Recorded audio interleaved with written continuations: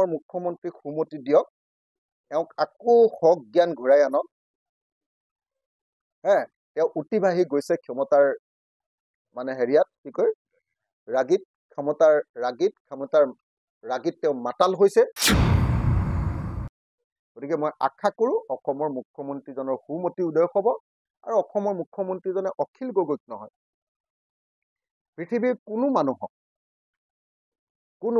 যি মানুহ হয় হিউমেন, কোনো মানুহক ভৱিষ্যতে কেতিয়াও বলিয়া বুলি নকব। তেওঁ ইমান নাজানে যে সেইটো কব নোৱাৰি, কোৱাৰ পাছত আকৌ মোক লিগেলি সেইটো মানে প্ৰুভ কৰিব পৰাকে তেওঁ নিজৰ ফেচবুক পেজতো আকৌ লগাই দিছে। ফেচবুক পেজত লগাই দিয়াৰ পাছত মই আৰু এইটো আমুক ঠাইত কৈছিলে, মই আমুক হেৰিয়ে আহি সাক্ষী দিব লাগিব যে এইটো কোৱা হয়নে নহয়, সাংবাদিকে মিডিয়া হাউচে সাক্ষী দিব লাগিব, নালাগে আৰু তাত সাম্প্ৰদায়িক সংঘাত লগাব খুজিছিলে। আৰু এনেকুৱা পৰিস্থিতি আহি গৈছিলে যে বীৰ লাচিত সেনাৰ সংগঠনৰ নিৰ্দেশ অমান্য কৰিও মুখ্যমন্ত্ৰীৰ কথা মতে সাম্প্ৰদায়িক সংঘৰ্ষ লগাব খুজিছিল, যি কাৰণে বীৰ লাচিত সেনাই তেওঁক ৰেষ্ট্ৰিক্টেড কৰিবলগীয়া পৰিস্থিতি হৈছে।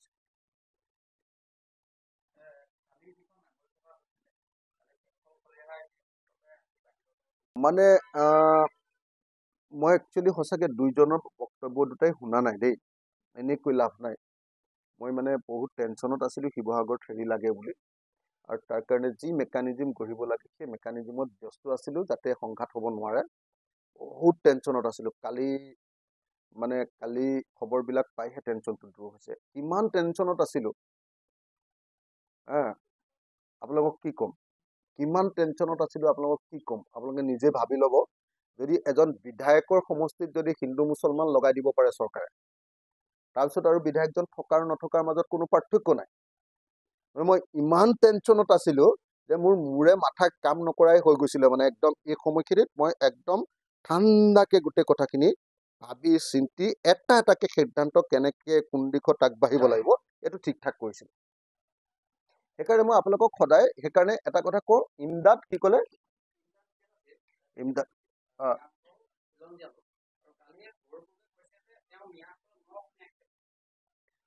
মই গৌৰৱ গগৈৰ হেৰিটোও পঢ়া নাই আৰু ইমদাদ হুছেইনো পঢ়া নাই, কিন্তু মই দেখিছো যে মানে এই সময়খিনিত মানে কংগ্ৰেছ দলে যি ধৰণৰ এটা ভূমিকা ল'ব লাগিছিলে সেই ভূমিকাটো বাৰু লোৱা নাই। না অসমীয়া জাতিৰ পক্ষত লৈছে, না আন কাৰোবাৰ পক্ষত লৈছে। ভূমিকাটো ল'লে ভাল হয়। গৌৰৱ গগৈ যদি কিবা এটা মাত দিছে ভাল হৈছে, নহ'লে একেবাৰে মতাই নাছিলে। কি মাতিছেতো মই নাই দেখা দেই, সেইটো কি ভাল হৈছে বা কি কৈছে মই নাজানো, কিন্তু একেবাৰে নমতাকে অসমৰ ইমান জ্বলন্ত সমস্যাৰ ওপৰত গৌৰৱ গগৈ মনে মনে আছিলে, এইটো ভুল হৈছিলে মই ভাবো। তেওঁক কি মাতিছে চোৱা নাই, কি মাতিছে চোৱা নাই। কিন্তু এটা কথা, যেতিয়া এজন মানুহে একেবাৰে নেমাতে তেতিয়া তেওঁ ভালেই মাতক বা বেয়াই মাতক কিবা এটা মাতিলে মনটো অন্তত ভাল লাগে।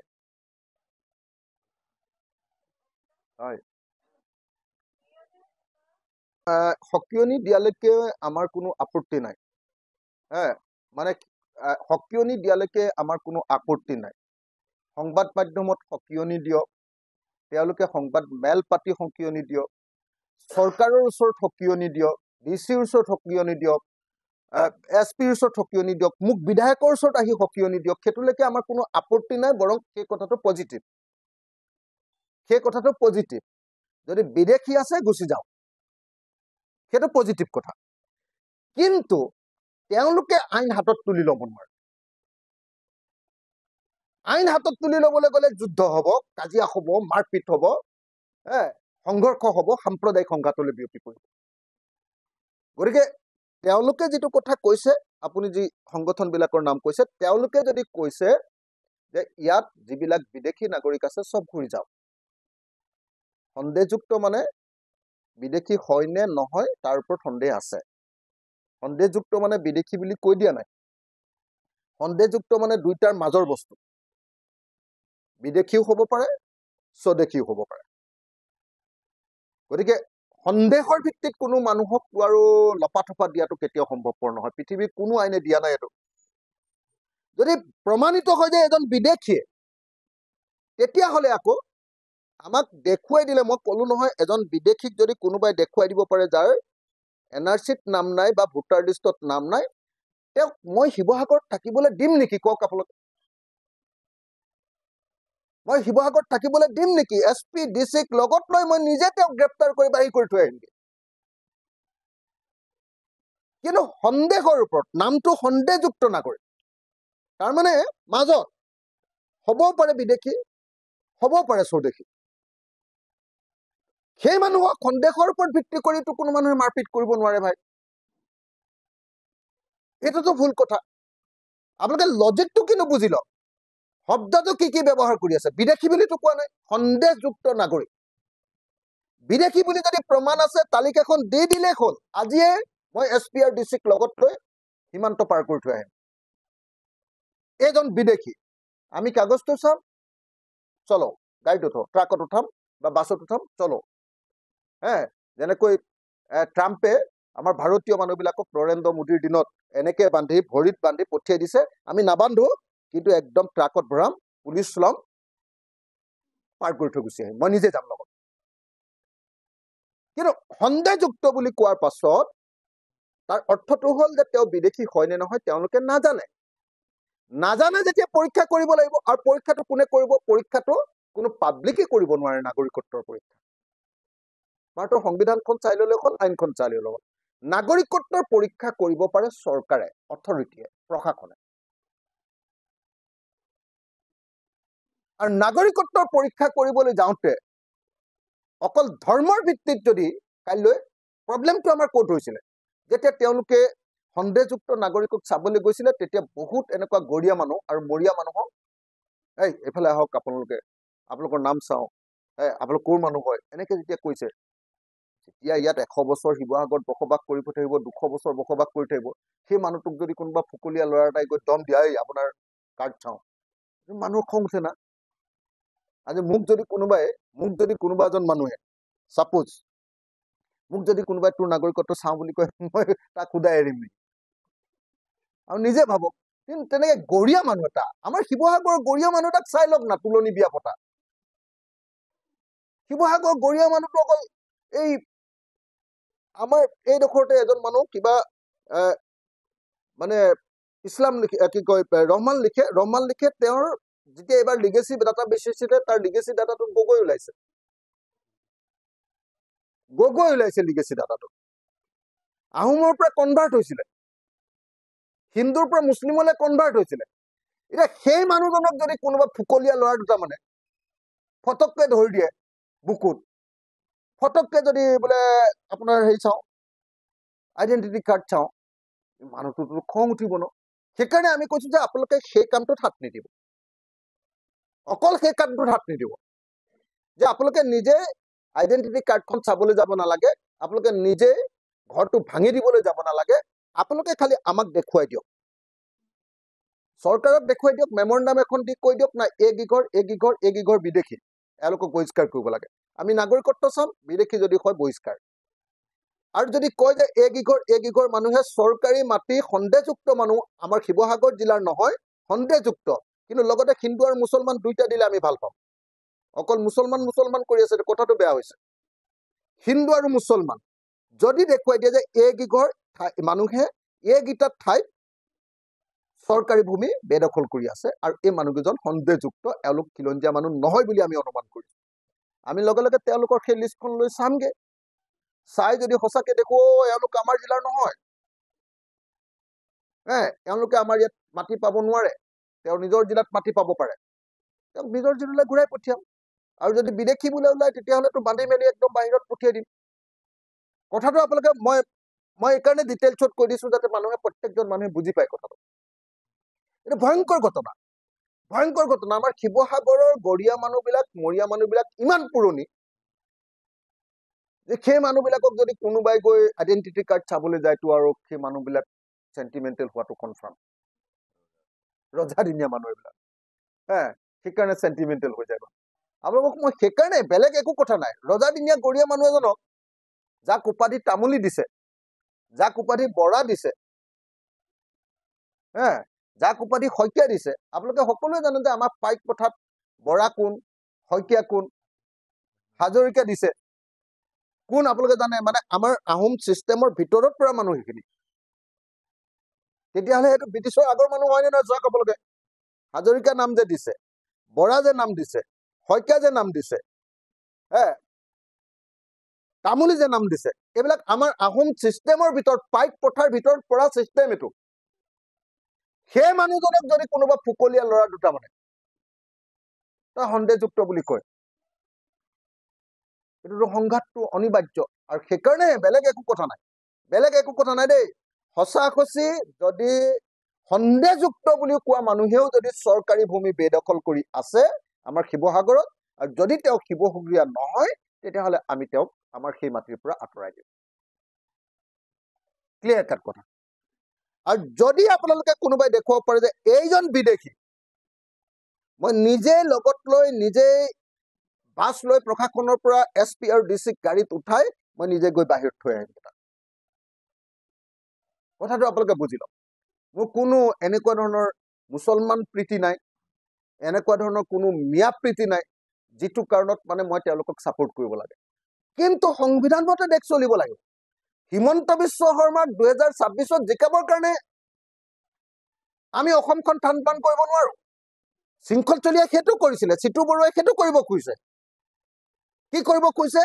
যে বিজেপিক 2026ত জিকাবৰ কাৰণে উজনি অসমখন অলপ অস্থিৰ কৰি দিব লাগে, হিন্দু মুছলমানৰ মাজত সংঘাত কৰি দিব লাগে, আৰু হিন্দু মুছলমানৰ মাজত সংঘাত কৰি দিলে হিন্দু মানুহবিলাকে বিজেপিৰ পিনে গুচি যাব।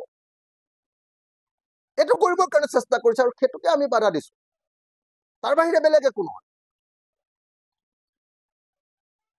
আপোনালোকৰ যদি আৰু কিবা আছে সুধিব পাৰে। গতিকে অহা 16 আগষ্ট তাৰিখৰ পৰা আমি ৰংঘৰত শপত লৈ, ৰংঘৰত সেৱা কৰি বা তলাতল ঘৰত সেৱা কৰি আমি আমাৰ যাত্ৰা আৰম্ভ কৰিম। শিৱসাগৰৰ পৰাই যাত্ৰা আৰম্ভ কৰিম। আৰু এই যাত্ৰাৰ উদ্দেশ্য হ'ব অসমৰ থলুৱা খিলঞ্জীয়া মানুহৰ নেতৃত্বত অসম গঢ়িব লাগে, এই দাবীত, আৰু বিদেশী সমস্যাৰ এটা স্থায়ী সমাধান কৰিব লাগে, এই দাবীত আমি আমাৰ যাত্ৰা আৰম্ভ কৰিম। গতিকে এইখিনি কথা আপোনালোকক জনালো। কালি আৰু এটা খুব ইতিবাচক ঘটনা সংঘটিত হৈছে অসমৰ ৰাজনৈতিক জীৱনত।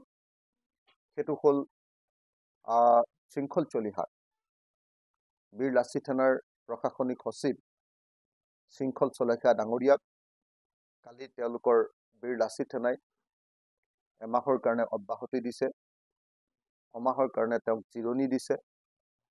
কালি যিটো সেই প্ৰস্তাৱ আছিলে, কালি যিটো নিৰ্দেশ বীৰ লাচিত থানাৰ, এই বীৰ লাচিত থানাৰ সেই নিৰ্দেশটোৰ কাৰণে মই বীৰ লাচিত থানাক ধন্যবাদ আৰু কৃতজ্ঞতা জনাইছোঁ।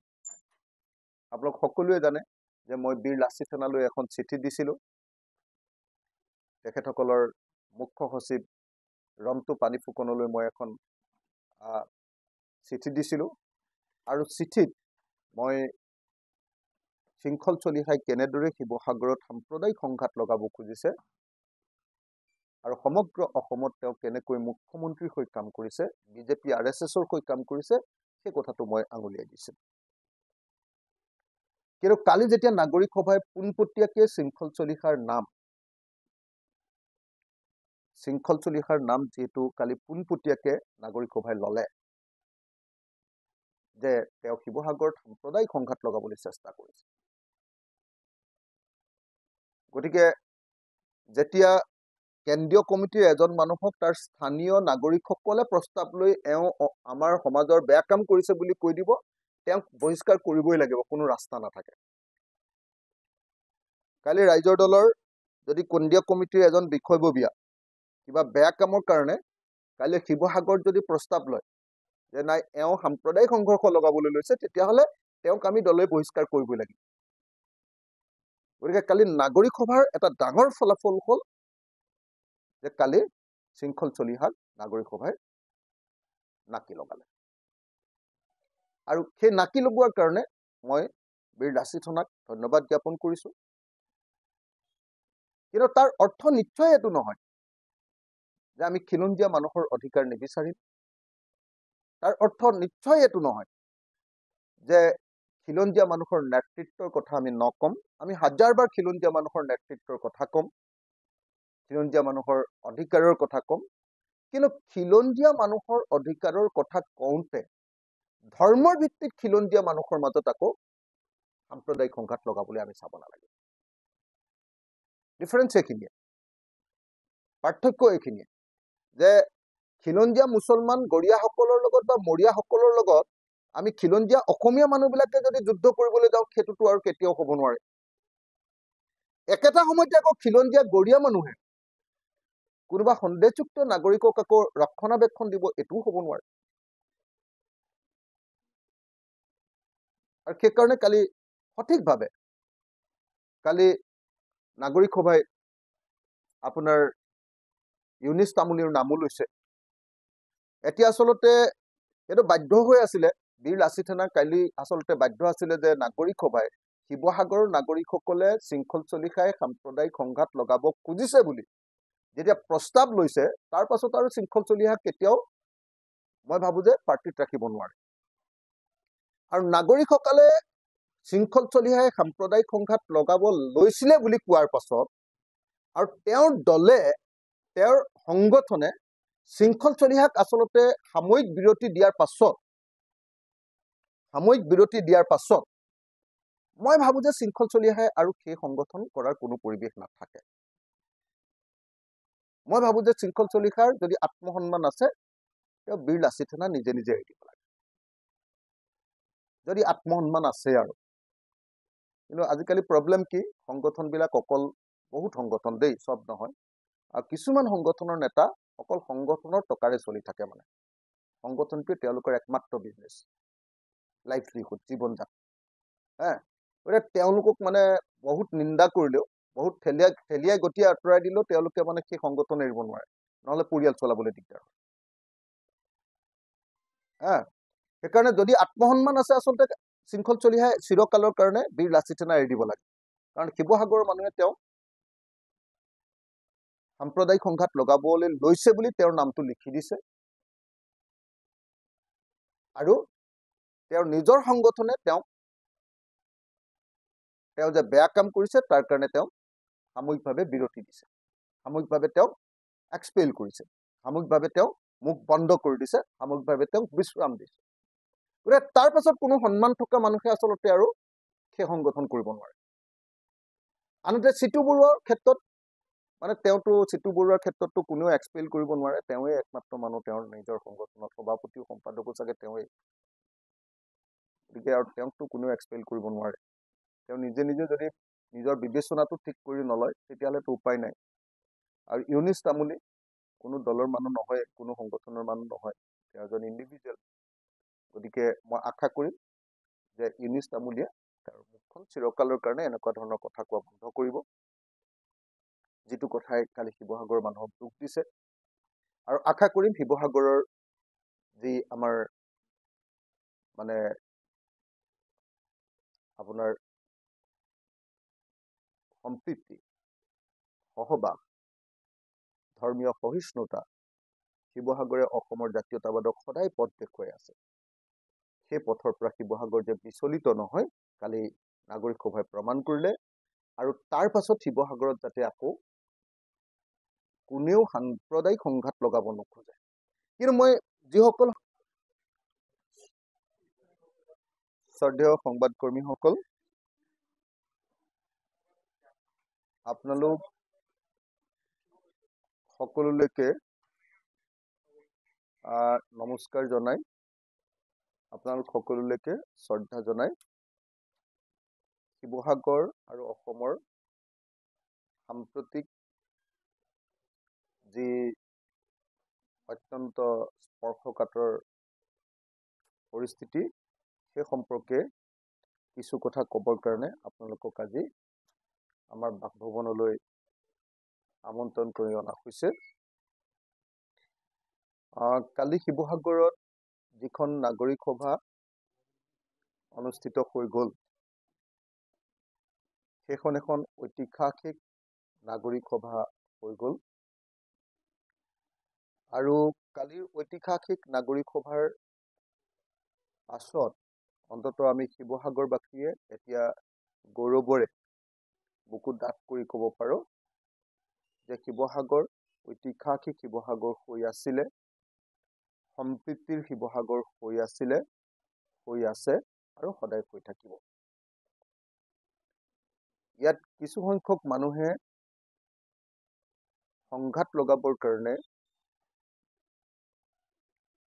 জাতি আৰু জাতিৰ মাজত সংঘাত লগাবৰ কাৰণে, হিন্দু আৰু মুছলমানৰ মাজত সংঘাত লগাবৰ কাৰণে যদিও চেষ্টা কৰিছিলে, সেই প্ৰচেষ্টা কোনোপধ্যে সফল কাম হ'বলৈ নিদিয়ে কালিৰ ঐতিহাসিক নাগৰিক সভাই আচলতে প্ৰমাণ কৰি দিলে। কালিৰ যিখন ঐতিহাসিক নাগৰিক সভা অনুষ্ঠিত হ'ল, সেইখনে অত্যন্ত নিৰপেক্ষভাৱে আৰু অসমৰ জাতীয় প্ৰশ্নত সঠিক অৱস্থান গ্ৰহণ কৰি খুব বিজ্ঞানসন্মতভাৱে কেনেকৈ অসমীয়া জাতিটো আগবাঢ়ি যাব লাগিব তাৰ পথ নিৰ্দেশনা দি গ'ল। সেইকাৰণে কালিৰ আপোনাৰ যি নাগৰিক সভা আছিলে, সেই নাগৰিক সভাৰ উদ্যোক্তাসকল, সেই নাগৰিক সভাৰ লগত জড়িত নাগৰিকসকল, সেই নাগৰিক সভাত উপস্থিত থকা বিশিষ্ট নাগৰিকসকল, এই সকলোৰে প্ৰতি মই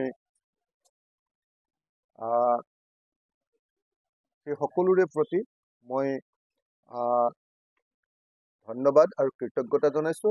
আৰু শিৱসাগৰ সমষ্টিৰ এজন বিধায়ক হিচাপে মই তেখেতসকলক ধন্যবাদ জনাইছো যে কালি শিৱসাগৰে সংঘাত নহয়, সমন্বয় আৰু সম্প্ৰীতি, এই বাৰ্তা কালি গোটেই অসমৰ বুকুলৈ আগবঢ়াই দিলে। কিন্তু সেই সমন্বয় বাৰ্তা দিওঁতে এটা সঠিক পথৰো তেওঁলোকে সঠিক পথ এটাও দেখুৱাই থৈ গুচি গ'ল।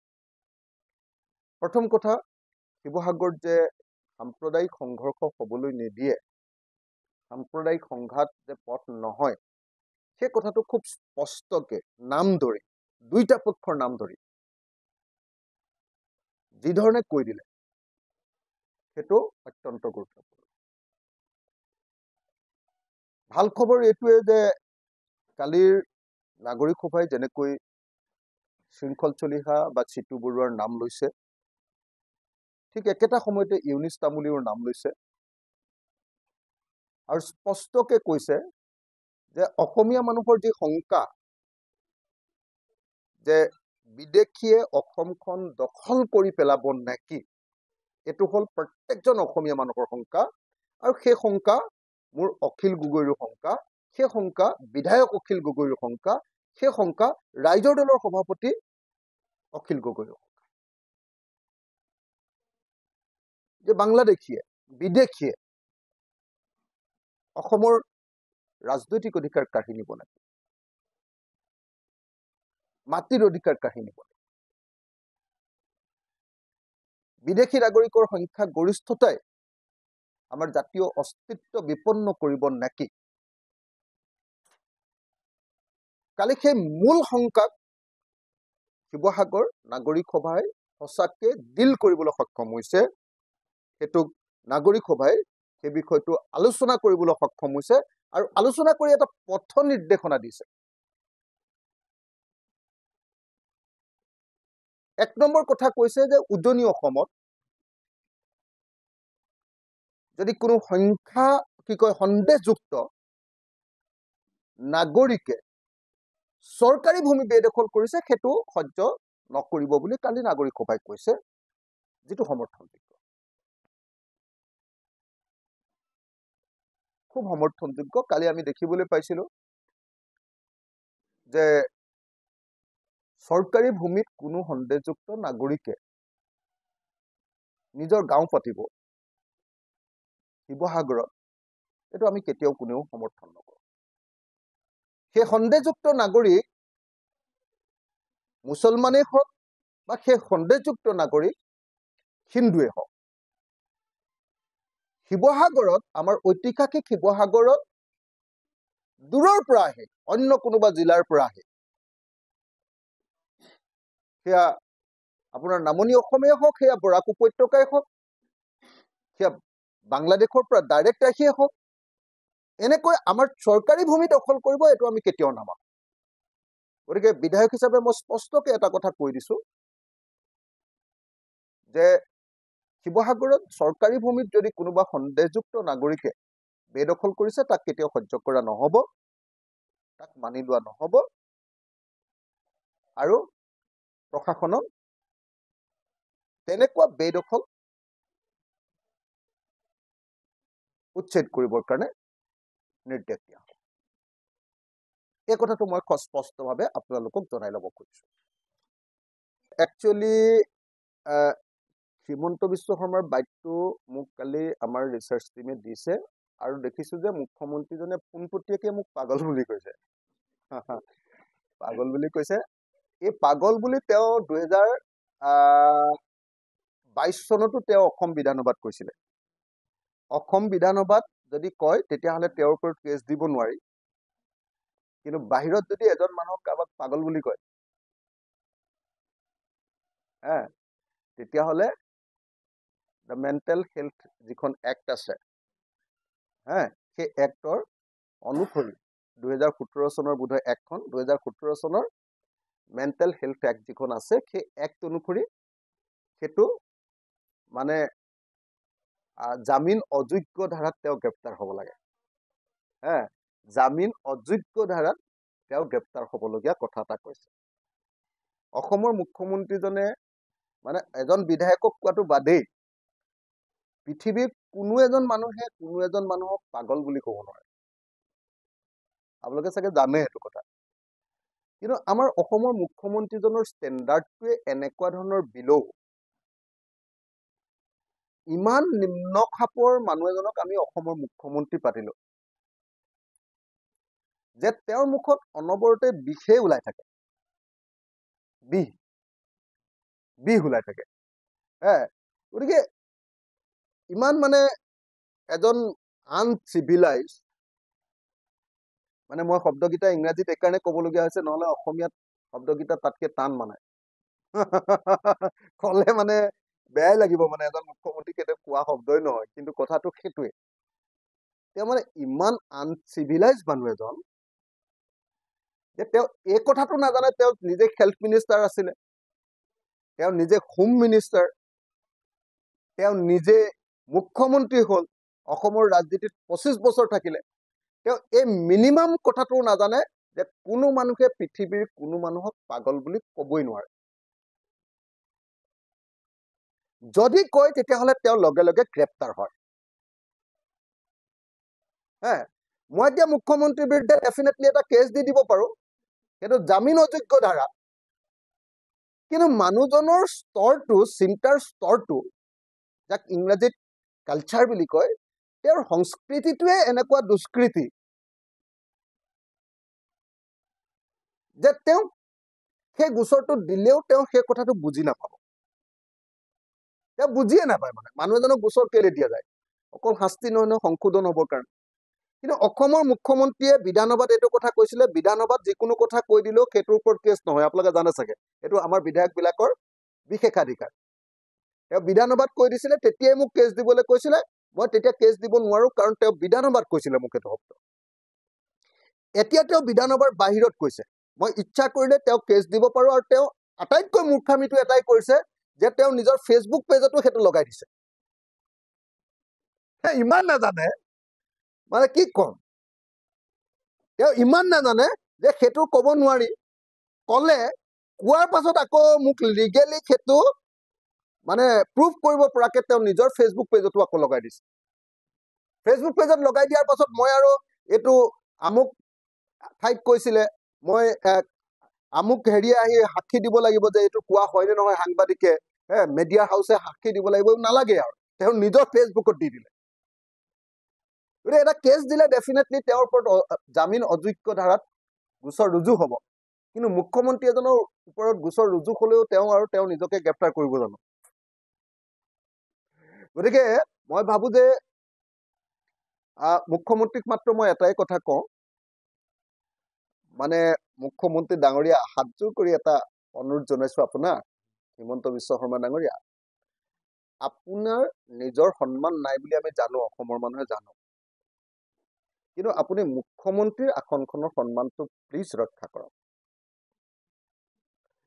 হিমন্ত বিশ্ব শৰ্মা ডাঙৰীয়া, আমি জানো যে আপুনি কি পৰ্যায়ৰ মানুহ, যাৰ সাৰদা কেলেংকাৰী আছে, যাৰ লুই বাৰ্জাৰ কেলেংকাৰী আছে, যাৰ উত্তৰ কাছাৰ 1000 কোটি টকাৰ কেলেংকাৰীৰ অভিযুক্ত, যি APHC কেলেংকাৰীৰ অভিযুক্ত, আৰু যি টাডা গোচৰৰ অভিযুক্ত, আৰু টাডা গোচৰৰ গোটেই কাগজ পাতি কোৰ্ট আৰু থানাৰ পৰা নাইকিয়া কৰি দিয়া অসমৰ প্ৰথমজন মানুহ। আপোনালোকে জানে নাই এটা কথা, এইটোক মাফিয়া বুলি কয়।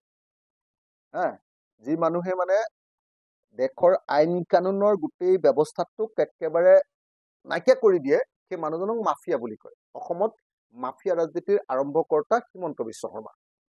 তেওঁ আৰম্ভণিটো কেনেকে ঘটাইছে জানেনে? তেওঁৰ ওপৰত যিবিলাক আলফাৰ নামত তেওঁ মানুহ হত্যা কৰাৰ যি গোচৰ আছিলে, আৰু আলফাৰ নামত পইচা তোলাৰ তেওঁ যি গোচৰ আছিলে, এক্সটৰ্চন আৰু মাৰ্ডাৰৰ, সেই গোচৰৰ কাগজবিলাক তেওঁ কোৰ্টৰ পৰা নাইকিয়া কৰি দিছে, থানাৰ পৰা নাইকিয়া কৰি দিছে। সেইটো হাইকোৰ্টলৈ কেছটো গৈছিলে, হাইকোৰ্টে কৈছে যে এই গোচৰটো চলিবলগীয়া গোচৰ। কিন্তু যি কেছটো দিছিলে আমাৰ কি হাজৰিকা, চতিয়া সমষ্টিৰ বিধায়ক পদ্ম হাজৰিকা কেছটো পিছত উঠাই ললে, সেইটোত বোলে কিবা কিবি গণ্ডগোল হৈছে বুলি শুনিছো আৰু।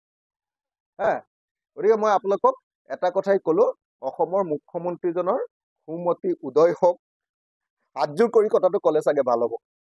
অসমৰ মুখ্যমন্ত্ৰীজনৰ, মই প্ৰভুকে কোৱা ভাল হ'ব নেকি, কাৰণ তেওঁক কৈটোতো কেতিয়াও তেওঁ সুমতি কেতিয়াও উদয় নহব, মই জানো।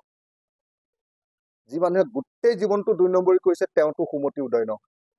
তেওঁ আচলতে যদি সঁচাকে তেওঁ কিবা কাৰণত কেতিয়াবা মানুহৰ মুখত ফটককে কেতিয়াবা ওলাই যায়, পাগল এনেকে ওলাই যায়, ওলাই গলে তেওঁ যদি ভুল কৰিছে মোক ফোন কৰি ক'ব লাগে, অখিল বেয়া নাপাবি দেই, ফটককে মুখত ওলাই গল, আৰু তেওঁ সেইটো সাংবাদিক বিলাকক ক'ব লাগে এইটো নিদিব দেই, ওলত কেতিয়াবা হ'ব পাৰে মানুহৰ কাৰণে। তাৰপিছত তেওঁ উল্টাই তেওঁ নিজৰ ফেচবুকত দি দিছে। তাৰমানে তেওঁ মিনিমাম মানে তেওঁ মুখ্যমন্ত্ৰী হোৱাৰ যোগ্যটো নহয়, মিনিমাম মানুহ হোৱাৰো যোগ্য তেওঁ নহয়। কাৰণ মানুহক মানুহে কেতিয়াও পাগল বুলি, এটা কথা কওকচোন বাৰু, এই যে নদ ঢিলা হৈছে এনেকে বুলি যে কৈছে তেওঁ, নদ ঢিলা হয় নে?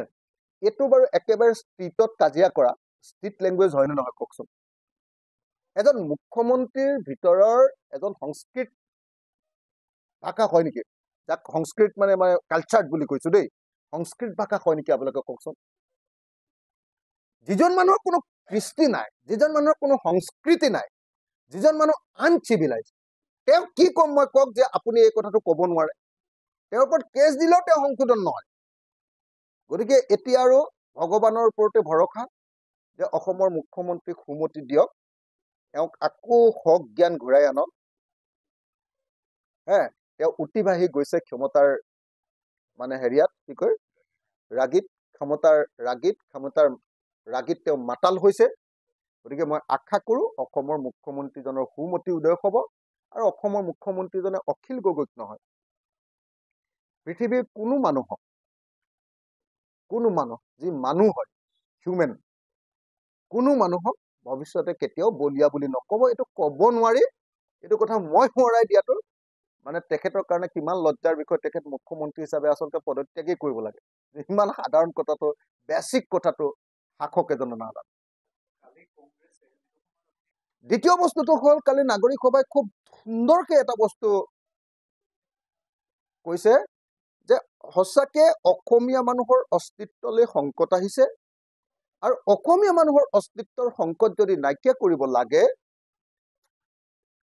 তেতিয়াহ'লে 6 জনগোষ্ঠীৰ জনজাতিকৰণ লাগে, আৰু 6 জনগোষ্ঠীৰ লগতে কলিতা আৰু নাথ যোগীসকলৰ জনজাতিকৰণ লাগে। এই জনজাতিকৰণ হৈ যোৱাৰ লগে লগে অসমত জনজাতিৰ সংখ্যা বৃদ্ধি পাব, আৰু তেতিয়া নিজে নিজে বিধানসভাৰ আসন, লোকসভাৰ আসন এইবিলাক জনজাতি মানুহৰ কাৰণে সংৰক্ষিত হ'ব আৰু SC মানুহৰ কাৰণে সংৰক্ষিত হ'ব। অনুসূচিত জাতি আৰু অনুসূচিত জনজাতিৰ কাৰণে সংৰক্ষিত হ'ব আৰু তেতিয়া ৰাজনৈতিকভাৱে আমি সুৰক্ষিত হ'ম। গতিকে কালি আপোনাৰ যিটো বোধহয় প্ৰথম প্ৰস্তাৱটোৱে যে 6 জনগোষ্ঠীৰ জনজাতিকৰণ হ'ব লাগে আৰু 6 জনগোষ্ঠীৰ জনজাতিকৰণৰ লগতে কলিতা আৰু নাথযোগীসকলৰ জনজাতিকৰণ হ'ব লাগে। তো এই কথাটো আমি সমৰ্থন কৰিছো আৰু অসম চৰকাৰক 6 জনগোষ্ঠীৰ জনজাতিকৰণ অনতি বিলম্বে কৰিবৰ কাৰণে আমি অসম চৰকাৰৰ ওচৰত দাবী উত্থাপন কৰিছো। এইটো আমাৰ সমগ্ৰ শিৱসাগৰৰ দাবী, এইটো আমাৰ নাগৰিকসকলৰ দাবী আৰু এইটো বিধায়ক হিচাপে অখিল গগৈৰো দাবী আৰু এইটো শিৱসাগৰৰ ৰাইজৰো দাবী যে অতি সোনকালে 6 জনগোষ্ঠী মৰাণ, মটক, আহোম, চুতীয়া, চাহ জনগোষ্ঠী আৰু কোচ ৰাজবংশী আদিবাসী এখেতসকলক এই 6 জনগোষ্ঠীক জনজাতিকৰণ কৰিব লাগে। কলিতাসকলে জনজাতিকৰণৰ দাবী উত্থাপন কৰি আছে, তেওঁলোককো কৰিব লাগে। অসমৰ খিলঞ্জীয়া ভূমিপুত্ৰ হয় তেওঁলোকো, আৰু ঠিক তেনেকে নাথ আৰু যোগীসকলে কৰি আছে, তেওঁলোকৰ কাৰণে কৰিব লাগে। আৰু তাৰ পাছত জনজাতি আৰু অনুসূচিত জাতি SC আৰু ST তেওঁলোকৰ কাৰণে বিধানসভা, লোকসভা, চাকৰি, শিক্ষা এই আটাইবিলাকতে আসন সংৰক্ষণ যেতিয়া হৈ যাব তেতিয়া অসমীয়া মানুহ সুৰক্ষিত হ'ব। গতিকে অতি সোনকালে 6 জনগোষ্ঠীৰ জনজাতিকৰণৰ যি দাবী উত্থাপন কৰিছে তাৰ লগতে মই লগত 2টা জনগোষ্ঠীক যোগ কৰি দিছো, কলিতাসকল আৰু নাথযোগীসকল। এখেতসকলৰ জনজাতিকৰণ হ'ব লাগে আৰু ST আৰু SCৰ কাৰণে আসন সংৰক্ষণ হ'ব লাগে, এই দাবী উত্থাপন কৰিছো আৰু উত্থাপন কৰি অসমক ৰাজনৈতিকভাৱে সুৰক্ষিত কৰিবৰ কাৰণে দাবী উত্থাপন কৰিছো। আৰু সঠিকভাৱে নাগৰিক সভাই সিদ্ধান্ত লৈছে যে ইয়াৰ পাছত এখন খিলঞ্জীয়াৰ খিলঞ্জীয়াৰ সকলো খিলঞ্জীয়া মানুহৰ, সেয়া হিন্দু হওক মুছলমান হওক, সকলো খিলঞ্জীয়া মানুহৰ এক গণসমাৱেশ অনুষ্ঠিত কৰিব বুলি যি সিদ্ধান্ত লৈছে, মই ভাবো এইটো এটা সঠিক সিদ্ধান্ত। উজনি অসমৰ সকলো খিলঞ্জীয়া মানুহৰ সুৰক্ষাৰ কাৰণে, উজনি অসমৰ নহয়, নামনি অসমৰ বৰাক উপত্যকাৰ যিখিনি খিলঞ্জীয়া মানুহ আছো আমি সকলো খিলঞ্জীয়া মানুহৰ অধিকাৰ সাব্যস্ত কৰিবৰ কাৰণে, আৰু অসম সদায় খিলঞ্জীয়া মানুহৰ নেতৃত্বত চলিব লাগিব। নেতৃত্বত আমাৰ মাজত বাকীবিলাকৰ বহুতৰ ডিফাৰেঞ্চ এটাই হ'ল যে বাকীবিলাকে প্ৰভুত্ব বুলি কয়, প্ৰভুত্ব শব্দটো আনডেমক্ৰেটিক বুলি মই ভাবো। সেইকাৰণে আমি কৈছো খিলঞ্জীয়াৰ নেতৃত্বত অসম চলিব লাগিব, এইটো কনফাৰ্ম। আৰু যিহেতু খিলঞ্জীয়াৰ নেতৃত্বত অসম চলিব লাগিব, এইটো কালিৰ নাগৰিক সভাৰো প্ৰস্তাৱ আৰু নাগৰিক সভাই গণসমাৱেশৰ আয়োজন কৰিছে। ডেফিনেটলি সেই নাগৰিক সভাৰ গণসমাৱেশৰ প্ৰতি আমাৰ ৰাইজৰ দলৰ পূৰ্ণ সমৰ্থন থাকে। আনহাতে এই খিলঞ্জীয়াৰ সুৰক্ষাৰ কাৰণে আমি অহা 16 আগষ্ট তাৰিখৰ পৰা অসমত জাতীয় জাগৰণ যাত্ৰা নামৰ এটা যাত্ৰা আৰম্ভ কৰিব খুজিছো। অসমীয়া জাতিৰ জাতীয় জাগৰণ যাত্ৰা। এই জাতীয় জাগৰণ যাত্ৰাত আমি বিদেশী সমস্যাৰ স্থায়ী সমাধানৰ কাৰণে NRCখন সম্পূৰ্ণ কৰিবৰ কাৰণে আমি দাবী উত্থাপন কৰিম আৰু NRCখন সম্পূৰ্ণ কৰি NRCত নাম থকা সকলো মানুহকে অসমীয়া নামৰ এখন আইডেন্টিটি কাৰ্ড দিবৰ কাৰণে আমি চৰকাৰৰ ওচৰত দাবী জনাম। অসমীয়া নামৰ এখন আইডেন্টিটি কাৰ্ড যাতে প্ৰত্যেকজন নাগৰিকক দি দিয়া হয়, যাৰ NRCত নাম থাকিব, আৰু যাৰ এই অসমীয়া নামৰ আইডেন্টিটি কাৰ্ডখন নাথাকিব তেওঁকে বিদেশী বুলি আমি লগে লগে চিনাক্ত কৰিব পাৰিম আৰু তেওঁক বহিষ্কাৰ কৰিব পাৰিম। এই দাবী আমি উত্থাপন কৰিম 1 নম্বৰ। 2 নম্বৰ, 6 জনগোষ্ঠী আৰু কলিতা আৰু নাথসকলৰ জনজাতিকৰণৰ আমি দাবী উত্থাপন কৰিম। 3 নম্বৰ, আমি অসমক সাংবিধানিক সুৰক্ষা কৱচ প্ৰদান কৰিবৰ কাৰণে ভাৰতৰ সংবিধানৰ 371 ক 371A 371 ক অনুচ্ছেদ বা আৰ্টিকল অসমত কাৰ্যকৰী কৰি অসমৰ মাটিৰ ওপৰত অসমৰ অধিকাৰ আৰু অসমৰ মাটিৰ তলত থকা তেল কয়লা চূণশিল অৰ্থাৎ খনিজ পদাৰ্থৰ ওপৰত অসমৰ মানুহৰ অধিকাৰ প্ৰতিষ্ঠাৰ কাৰণে ভাৰতৰ সংবিধানৰ যিটো একমাত্ৰ আপোনাৰ 370 নাইকিয়া কৰি দিয়াৰ পাছত একমাত্ৰ যিটো আছে 371 371 অনুচ্ছেদ অসমৰ কাৰণে কাৰ্যকৰী কৰিবৰ কাৰণে দাবী উত্থাপন কৰে সন্দেহযুক্ত নাগৰিকৰ অৱস্থান সম্পৰ্কে জনাব খোজে মই অনুৰোধ জনাম মই আহ্বান জনাম যে তেখেতসকলে প্ৰশাসনৰ ওচৰত ডিসি আৰু এসপিৰ ওচৰত তালিকাখন দি দিয়ক যে আমুক আমুক ঠাইত চৰকাৰী মাটিত আমুক আমুক ইঘৰ মানুহে চৰকাৰী মাটি বেদখল কৰি আছে সন্দেহযুক্ত নাগৰিক হিন্দু আৰু মুছলমান সকলোকে দিব বুলি মই আশা কৰিছো যদি তেনেকুৱা লিষ্ট আমি প্ৰশাসনে পাওঁ তেনেকুৱা লিষ্ট যে আমুক ঠাইত আমুক ঘৰ মানুহে চৰকাৰী মাটি বেদখল কৰি আছে আৰু তেওঁ সন্দেহযুক্ত নাগৰিক তেতিয়াহ'লে নিশ্চিতভাৱে চৰকাৰে তাৰ ওপৰত ব্যৱস্থা গ্ৰহণ কৰিব তাৰ ওপৰত প্ৰশাসনে ব্যৱস্থা গ্ৰহণ কৰিব মই ডিসি আৰু এসপিক কম যদি সঁচাকে তেনেকে আমাৰ শিৱসাগৰত কোনো সন্দেহযুক্ত নাগৰিকে চৰকাৰী মাটি দখল কৰি আছে ভাড়াঘৰটোতো আমি একো কৰিব নোৱাৰো ভাড়াঘৰত থকালে সেইটো পুলিচে গৈ খালি সন্দেহযুক্ত মানে বিদেশী হয় নেকি সেইটোৱে চেক কৰিব পাৰিব পুলিচে গৈ বিদেশী বুলি যদি কোনোবাই কয় যে এই মানুহজন বিদেশী তেওঁৰ নাগৰিকত্ব আছে না আমি সেইটো চেক কৰিব পাৰিম ভাড়াঘৰত গৈ কিন্তু চৰকাৰী মাটি যদি সঁচাকে শিৱসাগৰত কোনো সন্দেহযুক্ত নাগৰিক মানে বিদেশী যদি হয়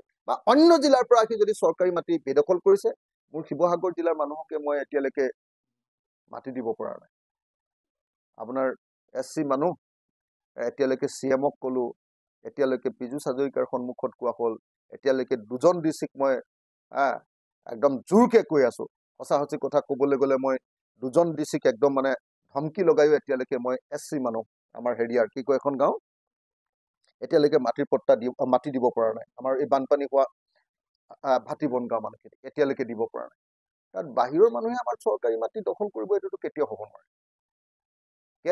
নোৱাৰে এইটো মই ভাটিবন গাঁও মানুহখিনিক এইকেইদিনত বহুৱাব লাগে যেনে যদি সঁচাকে সন্দেহযুক্ত মানুহৰ কোনোবা গাঁও এনেকুৱা আছে তেতিয়াহ'লে মই তাত বহুৱাম মোৰ ভাটিবন গাঁও এসসি মানুহখিনি এসসি মানুহ হয় ভাই অসমৰ খিলঞ্জীয়া ভূমিপুত্ৰ অসমীয়া জাতি গঠন কৰা এসসি মানুহক মই এতিয়ালৈকে মাটি দিব পৰা নাই চবকে গতিকে তাত কোনোবা বাহিৰৰ মানুহে আহি মাটি চৰকাৰী মাটি দখল কৰিব এইটো কেতিয়াও মানি লোৱা নহয় গতিকে এইটো কথা মই আপোনালোকক স্পষ্টকে জনাই দিছো কাৰোবাৰ যদি কিবা সন্দেহ কাৰোবাৰ যদি কোনোবাই যদি ভাবে যে অখিল গগৈ কাৰোবাক ৰক্ষণাবেক্ষণ দিছে নেকি এইটো কোনো পধ্যে নহয় আপোনালোকক ক্লিয়াৰলি মই জনাই দিছো শিৱসাগৰৰ ৰাইজক ক্লিয়াৰলি জনাই দিছো চৰকাৰী মাটি যদি এক টুকুৰাও বেদখলকাৰীয়ে লয় চৰকাৰী মাটি যদি এক টুকুৰাও বেদখলকাৰীয়ে লয় কি কয় আপোনাৰ সন্দেহযুক্ত বেদখলকাৰীয়ে লয় সেইটো আমি কেতিয়াও সহ্য নকৰো এইটো ক্লিয়াৰলি কৈ দিছো আমাৰ শিৱসাগৰ বাহিৰৰ পৰা আহি দেই কথাটো কিন্তু ক্লিয়াৰ কৰি দিছো বাহিৰৰ পৰা আহি